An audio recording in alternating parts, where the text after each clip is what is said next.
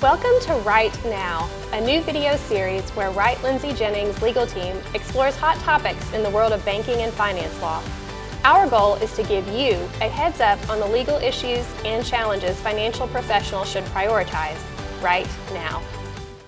Hi, I'm Adrienne Baker, and this is my partner Jake Fair. We're here with WLJ's Right Now to talk to you about arbitrations.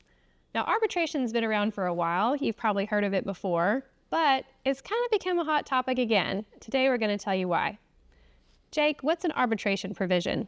Many companies include, in most agreements that you sign with companies in general, will have what's called an arbitration provision. And arbitration is essentially agreeing to resolve any disputes outside of court and through an arbitration process. There's an arbitrator that's not a judge that's appointed, and that's the person that makes the decision.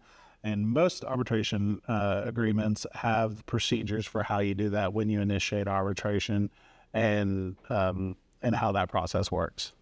Okay, so the arbitration provision, I guess, is the part of the contract that governs whether you arbitrate and how? Right, exactly. So it sets forth, if we have a dispute, we're going to resolve this through arbitration, and this is how that's going to be accomplished. This is who's going to pay for what, and this is how the process is going to work. And that's opposed to going to court and filing a lawsuit or doing something similar. Why have parties been including arbitration provisions in their agreements? Well, first, many companies, first off, want to have a process to resolve disputes that they may have with their customers. And arbitration sets up a procedure to resolve those disputes without having the costs and burden associated with lawsuits and litigating. Everybody these days is very familiar with the burden of the judicial system and going through the process.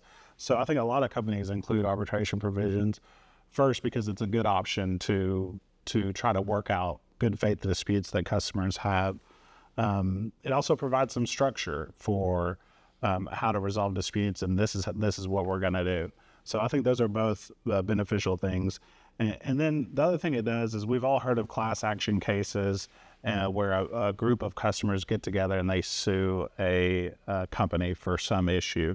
And it's no secret that some companies have those arbitration provisions in their agreements so they can keep that class case from going forward. They can do what's called compel arbitration and send all those cases to arbitration.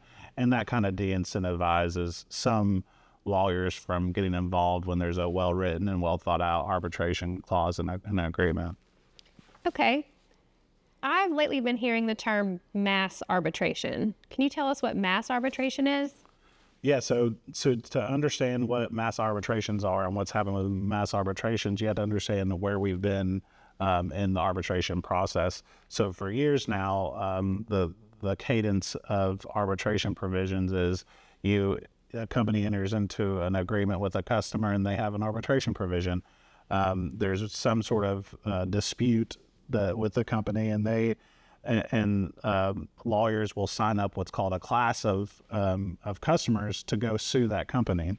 And traditionally, what you've seen a lot of times is, if there's an arbitration provision, what happens is the lawyers will still go file the lawsuit, and they'll challenge the arbitration provision on the grounds that it's unenforceable for a number of different reasons that I won't bore you with today. But and they'll argue, hey, judge, this arbitration provision is not enforceable, so you should let us continue in this case as a class case and be heard in court, opposed to making us go to arbitration.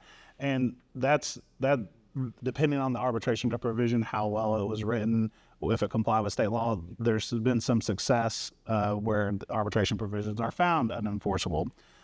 So that's where we've been. And so the term mass arbitration is really a new phenomenon that thoughtful lawyers have come up with, where they say, okay, great company, it's great that you have an arbitration provision in your agreement. I'm going to sign up a class of consumers for that do business with you, and we're going to initiate 1,000 or tens of thousands or hundreds of thousands of individual arbitrations. So you may ask, okay, so why in the world would you do that? Well, you would do that because a lot of the arbitration provisions say that the company, to make them more fair and enforceable by courts, they will oftentimes pay for the arbitration. So the company's agreement says, we will bear the burden of paying any arbitration fees and paying any fees for the arbitrator. And again, that's to try to make the provision enforceable in front of a court, which is one of the factors courts look at. And so that's been traditionally what companies have been doing.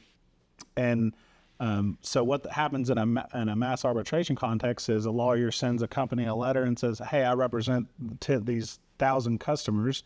We would like to initiate arbitration. And what that does is, under the arbitration provision, the company is forced to usually try to pay a large and sometimes substantial amount of arbitration fees. So that strategy by lawyers is forcing companies to decide at an early stage in these mass arbitrations, the cost is going to be so high for us to proceed with individual arbitrations just to pay the filing fees that they want to resolve them quickly. What's the process by which these attorneys are able to initiate mass arbitrations and collect these groups of hundreds or thousands of consumers? Yeah, so a lot of times what you'll see, Adrian, is you'll see Facebook ads or Instagram ads or some other ad that says, are you a customer of this company? And you'll be able to click on it and you'll fill out a form, and you're basically, what you're doing as a consumer or customer is you're signing up to be a client of that person. So they'll have these ads, they'll sign up a large number of consumers, oftentimes some who may not really know what they're doing, but they'll sign up a lot of individuals, and they'll send a letter to the company. And typically what they say is, dear company, I represent the following individuals, and they have an Excel sheet or a list, and they say we would like to initiate arbitration, and they'll follow whatever your organization's process is in your agreement to initiating arbitration. Now, the thing to know is that, at least in my view, most of the time the attorneys are not serious about wanting to initiate 1,000 or tens of thousands of individual arbitrations. What they really want to do is get you to the table and make you realize as a company, oh, we're about to incur this huge expense. We're about to have to pay all these filing fees. So the attorney will say, well, let's mediate, or let's try to resolve this now. And a lot of times it doesn't matter whether the claims have merit or not, because of the fees that are involved in which you have to pay as the company to the arbitrator immediately. So that puts the companies in a bind immediately, and that decision has to be made quickly on, do we resolve this and try to mediate it and settle it, or do we stick to our guns and incur the expense? And a lot of times the latter is not viable for many companies to do. Sure. So it sounds like in the face of this new trend toward mass arbitration, a new conversation has to happen, which is to do or to not do an arbitration provision in the agreement. What are your thoughts on that? Yeah, so the companies have all sorts of agreements that have arbitration provisions and some that don't. But it's been my experience that most agreements that companies do have the arbitration provision in it. So as you think about this issue, I think every company is different, and every risk tolerance for each company is also different. So I do think there's a new conversation, and one worth having, about, should we have an arbitration provision in the first place in our agreement? Is the risk of this mass arbitration so substantial that we're going to remove it altogether? And you have seen very large companies do that across the United States because of the threat of mass arbitrations. So I also think that there are plenty of reasons why you may want to still include an arbitration provision.